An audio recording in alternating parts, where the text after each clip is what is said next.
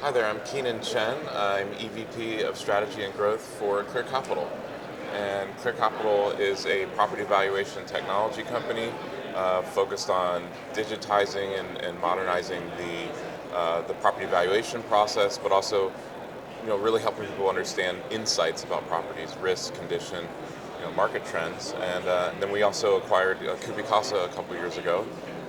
Kubicasa is a smartphone app that lets you scan a property in 5 minutes and get back an accurate floor plan, building information model, and things like that. So yeah, excited to be here. Kenan, I know you're no stranger to the Proptech landscape, partnering with lenders, agents. Of course, you guys have your own tech at Clear Capital. Where have you been spending your time investing in the latest in trends, what's being created, and innovation in each one of those respective spaces? Yeah, it's been actually a fun summer because we follow the property all the way through its life cycle, and we work with folks in real estate, and lending, capital markets, and real estate investors, servicing kind of all the way back around again. And what I've been really enjoying is that I've had these opportunities to collaborate with people, not only startups and innovators, and of course fintech and seasoned sort of industry folks, but also bring those people together with policymakers, nonprofits, folks on housing advocacy. So, for instance, I was at the FHFA Tech Sprint, where we had folks work together on problems and try to come up with ideas for how to solve housing affordability, the cost of lending, things like that. And then later in the summer, we had our first Real Estate Rebels retreat, which was a super cool event. Again, we had like a third startups and innovators, a third industry folks, and a third government policy, regulators.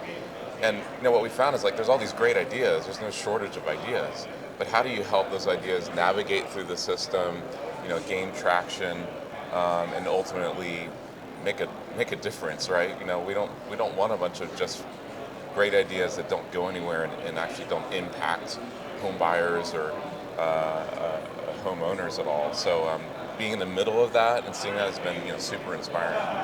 And getting a little tactical here, specific to your realm, the process of digitization across real estate, obviously, it's a slow, arduous fight, if you will.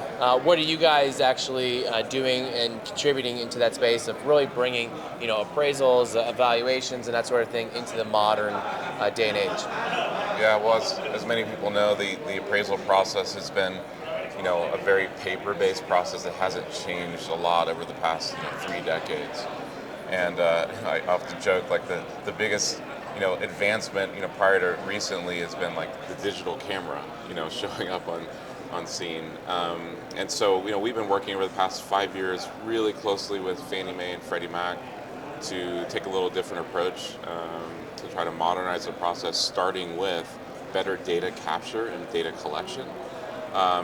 And so that's why we really embrace this idea of smartphone data capture, scanning the entire home and bringing the home to the appraiser, or bringing the home to the underwriter, instead of sending the appraiser out to the home. And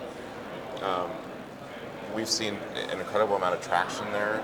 From a policy standpoint, Fannie and Freddie have both embraced this and changed policy this year to allow more of a data collection driven process using a smartphone.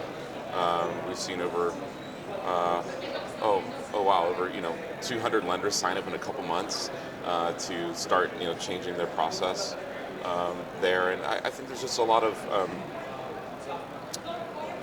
there's a lot of impact, not just from yes, it's less cost and it's faster and more efficient and all those things for borrowers, but this is also about fairness, right? This is also about ensuring that there's standards across the country so that every single community has data collected the same way instead of it being subjective, right? Data about the property shouldn't be subjective in terms of the characteristics, the measurements, and how that home is seen by the underwriting process. All right, and of course we're on the scene here at Blueprint. There's a huge expo hall just behind you, probably the largest I've seen specifically for Proptech at a single conference. What's one thing you have come across or you're excited about, maybe it's appraisals related or not, that you think is pretty cool coming to Proptech? Yeah, I'm loving the vibe here, the energy. I mean, it's incredible how, despite the market, despite volatility, I mean, people have so many great ideas. I think I was just on a panel about digitization in construction, and so construction and renovation seem to be a big topic. How to make renovation more accessible to homeowners, and how they understand both the financing of that, whether it's through a home equity type financing product or a more standard renovation product, but reducing some of that, the length of time it takes for a consumer to really figure out the right path to go and how to finance a particular project. As we know, people are staying in their homes longer right now, and people are hanging on to that low mortgage rate, and need to remodel. And so just I'm seeing a lot of different companies focus on that, making it more streamlined. Kenon, thanks for stopping by, sharing some of your thoughts and ideas around innovations in the tech space as well as specifically to appraisals.